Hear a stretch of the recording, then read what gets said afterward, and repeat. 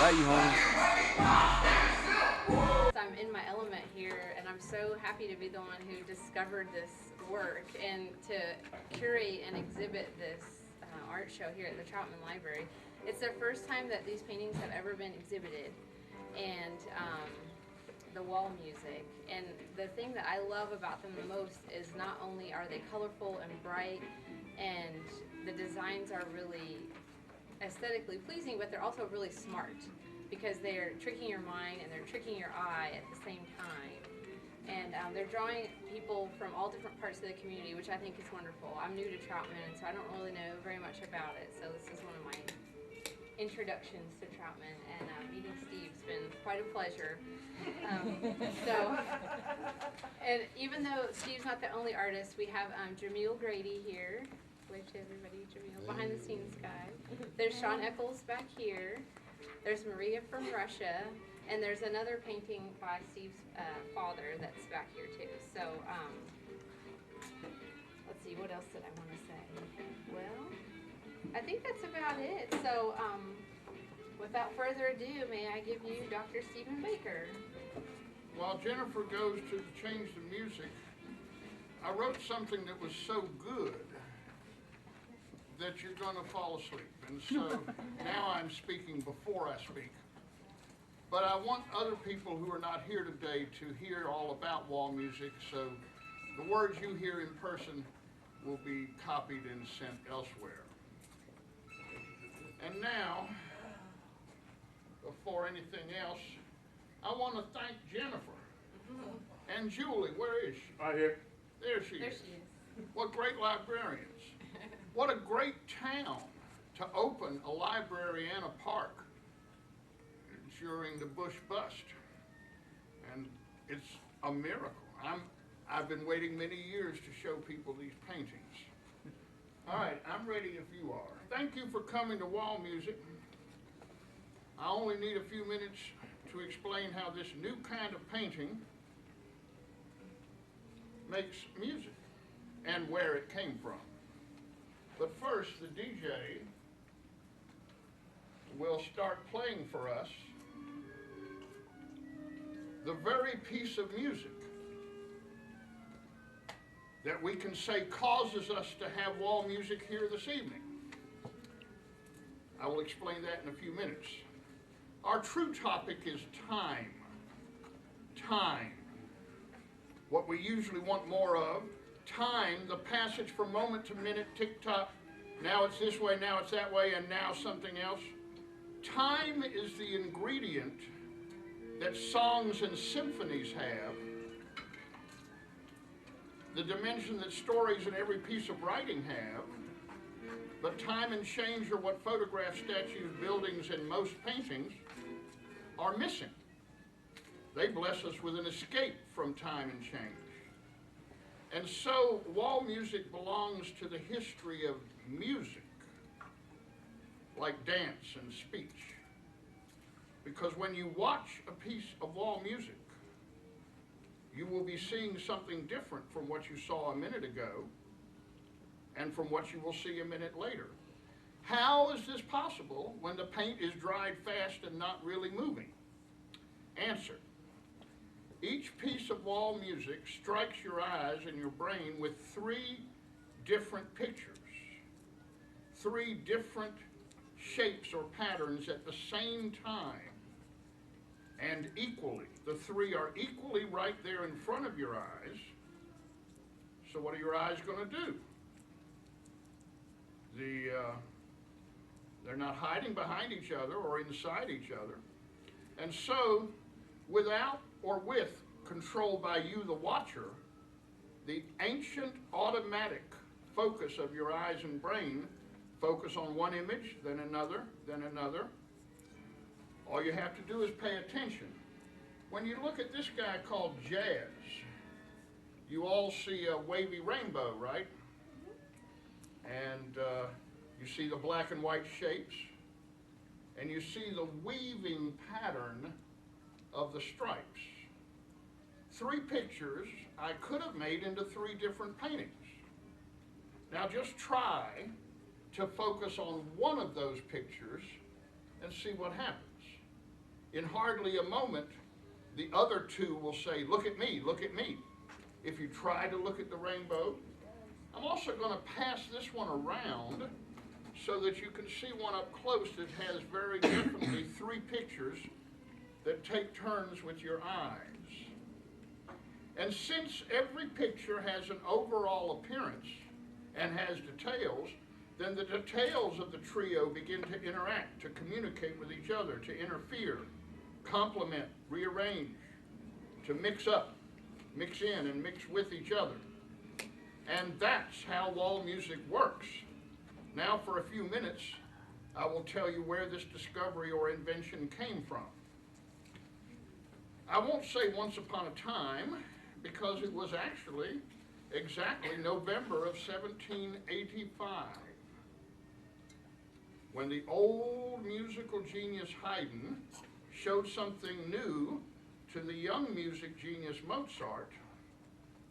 And I am not exaggerating when I say that every piece of music Haydn and Mozart wrote after that is what we call a war horse. Around the world, performers play them week in and week out. Recording studios re-record them over and over. Music lovers in private and public media listen to them again and again. Hey, all they wrote before November 1785 was pretty good. We're talking about Haydn and Mozart. But some sort of lightning struck. This did not happen to J.S. Bach, because Bach was born the same year as other composers invented or discovered the Baroque style of music. So as soon as little Bach could hold a pen, he wrote nothing but golden treasures. Great genius meets great new form or style of music, and so every piece Bach wrote, early or late, is equally fine. Our wall music is a grandchild of that 1785 autumn. And this is how the Eureka happened. I personally witnessed in 1970, an hour from here in Winston-Salem, when Robert Ward, then conductor of the School of the Arts Orchestra, had just played this same clarinet concerto that you are hearing now by my father, John William Baker, or Jack Baker, my dad. And he said to him, Jack, we must give you the Pulitzer Prize, and I'm the chairman of the Pulitzer Committee. And Jack Baker said, you gotta be kidding, I'm switching to painting. And he did. For year after year after that, Jack Baker experimented with all kinds of paints, surfaces, tricks like sticking gravel on the canvas, looking for ways to do something, in his own words, to do for your eyes what Mozart and Beethoven do for your ears. The early 1970s went by, and then one day, the music professor was outside his house, scraping paint off drips off the window left by the guys who painted the outside of the Baker house. Then the lightning struck. He told me what he immediately thought and did. If I paint all over a pane of glass, let it dry, then scratch away half of the paint, but scratch so that my scratches make a woodcutty, etchy picture, then I can paint a third different picture using different colors from the first picture, but on the same side of the glass. And when I'm done, I will turn the glass around and see three pictures. The half of the first picture that stayed, the half of the second painting showing through the scratches, and the scratched picture, because the other two have different colors. At last, he said. The rest is no big mystery. By the early 1980s, Jack Baker had come up with half a dozen technical methods for making his musical paintings. I am no more a part of the world of painters than he was. He was a music man. But I know that few competitors go undefeated for 7 years in open competition. But my dad won entry into every art show he entered or sent his slides to. And then he died. Born May 12, 23, gone May 26, 86. I'm older than that now. I was visiting from California just after he made his first 3-voice paintings on wood, and I knew I could try that. As my teaching jobs took me around the country, I would try to experiment once or twice a summer, life permitting. So not every summer. Then in 1996, the Olympics came to Atlanta and would not let me on my own campus at my college because it was given as a summer home to all of the world's James Bond security people. So I was locked out. So I turned my basement into a workshop and produced my first 6. My first 2 paintings used Olympic rings. The one prior to this was my last painting on a wood surface. This was my first painting on a plexiglass surface. Hand that around. And then then because my father had done something good with birds, my second and third and fourth wall musics, one of them is still here today, this yellow one. And then I had time that summer to do 2 masterpieces that sold right away, and I was poor enough not to have them today. Story of every artist. Yes, it's going to be very valuable when I'm dead. So I turned my basement into a workshop and produced my first 6 satisfying paintings and gave the business the name Wall Music. I see I am running out of space on this page. I'm very much looking forward to your questions and comments now and in the future, but I must conclude on a basic fundamental effect of 3-part counterpoint music, the so-called sonata form of music, either in ear or eye art.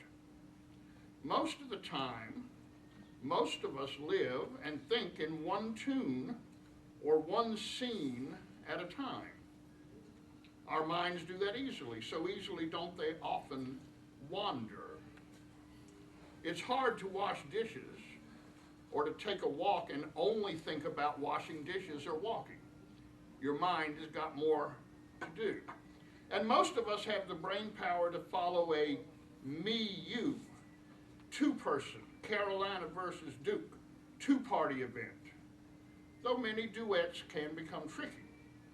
But when you and your senses try to attend 3 different things, 3 tunes, 3 voices, 3 pictures at the same time, the possibilities for the human mind fill it to overflowing, to infinity, one can say fitly, of the finite human mind. That's why all true religions or world views traditionally respect the number 3, triplicity, trinity, even the homely triangle as divinity. So let's applaud our good luck to be here tonight.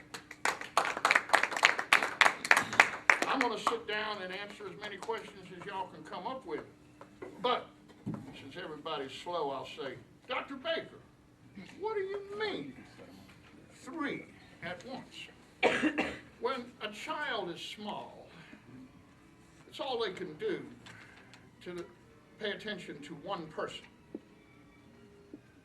When a child gets a little older, you can tell that now they're able to follow 2 people's talk because you can see it in their brain and question them afterwards.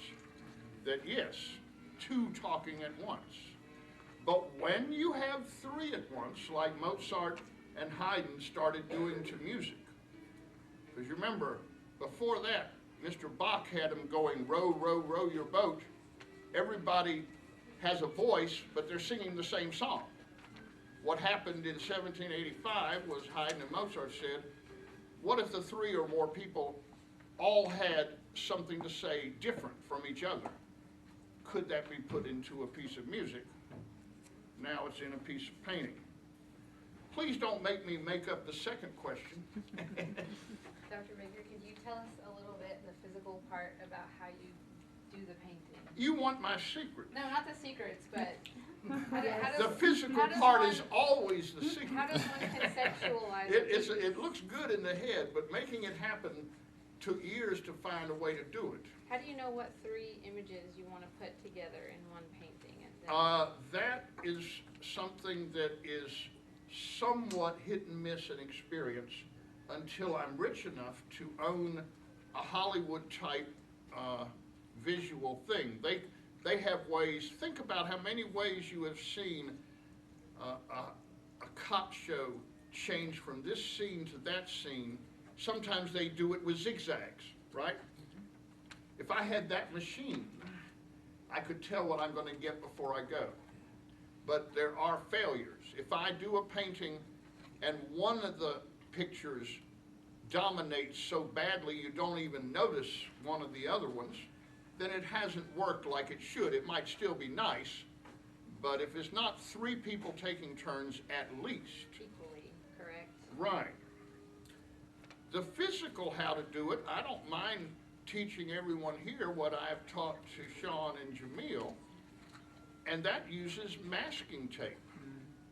The way this painting was done was I spent an awful long time making those stripes out of masking tape. There was no paint on the canvas. There was only masking tape covering half of the glass and making the weave. Then I painted the black and white. I had never used black and white before. Then I let that dry, and instead of scratching paint away as my dad originally discovered, you just lift the tape up, and if it's a lucky day, the paint comes up smoothly, so that you now can paint. In fact, why don't I show them? The third thing I did was to paint the rainbow. Please ignore these other things. They'll drive you crazy. It's another trick that I'm not willing to give out. But you see how the rainbow came last, so that the rainbow shows where the black and white were removed by tape. Okay? Where's that small one that was passing around? This one? Music. That one, yes. Well, I thought I was last, so I Yes. was gonna- You understand how that one, oh, I know, I made it secret on the back. You can't see the last thing that was done. I will point out, because it's hard to see, but if you guys could train your eyes on this one. Only twice in my doing of this have I ever had a 5-part quintet. And since many of you can't see it, maybe we'll talk about it later, but there's a golden triangle with a moon. There's the Twin Towers in blue.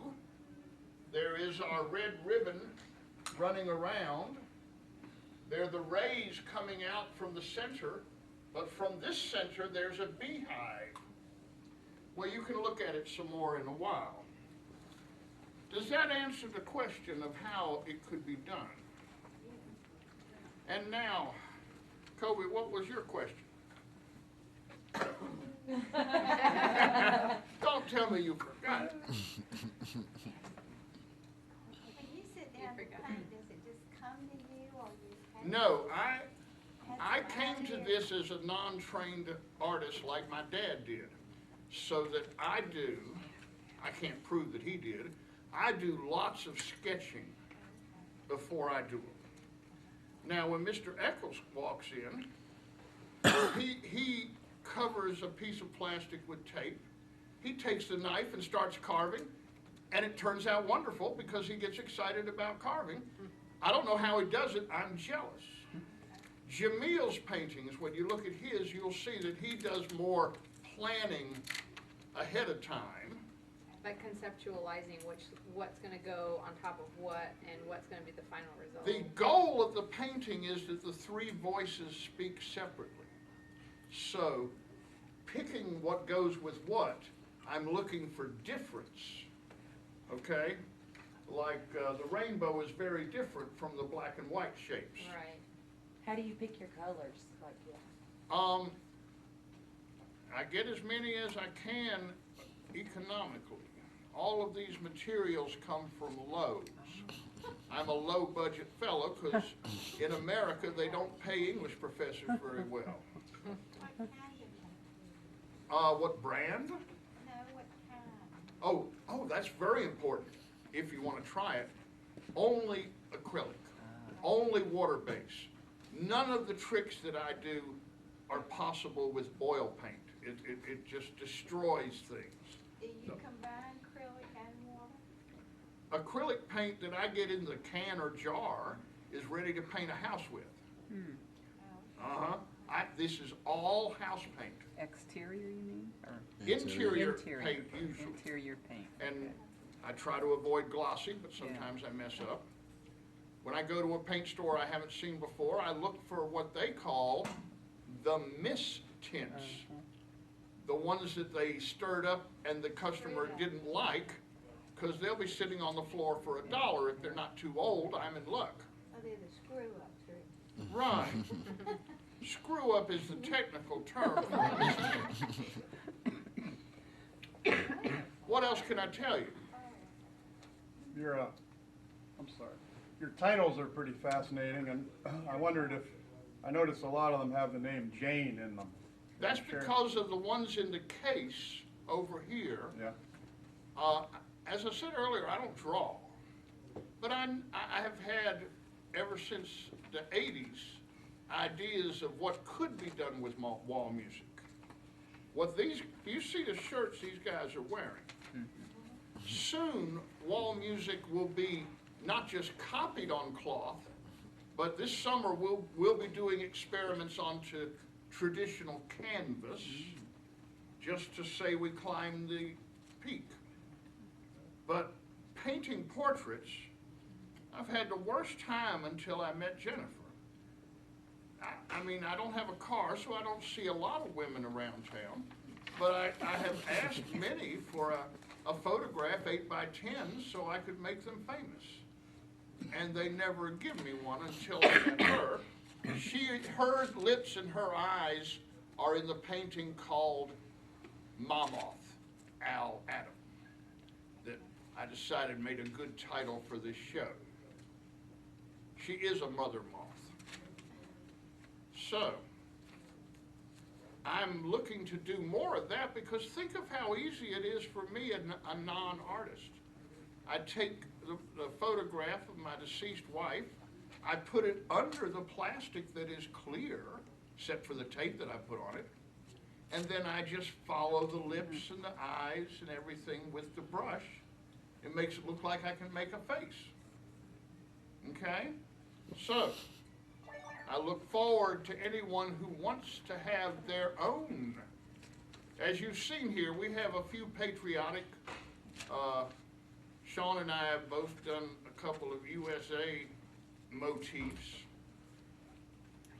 Other people, like the young lady who did the painting called Night Window, she doesn't know anything about paintings except pretty pictures. So I said, all right, let's have a moon and a mountain and a tree. You can do that. And, but I very rarely, it's for love or money that I will put something into a painting that someone else wants.